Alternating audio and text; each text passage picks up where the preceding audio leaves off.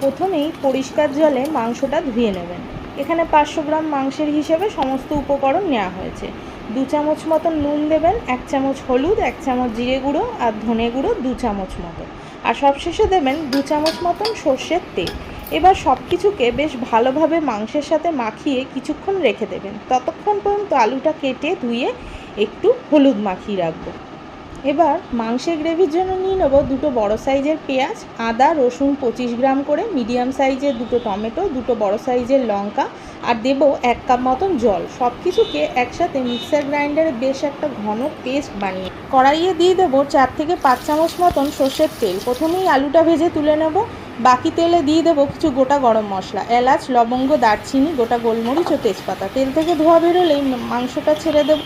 এই সময় গ্যাসকে মিডিয়াম ফ্লেমে রেখে ঢাকনা চাপা দিয়ে কষাতে হবে। অল্প অল্প করে গরম জল অ্যাড করতে হবে। মিনিট 10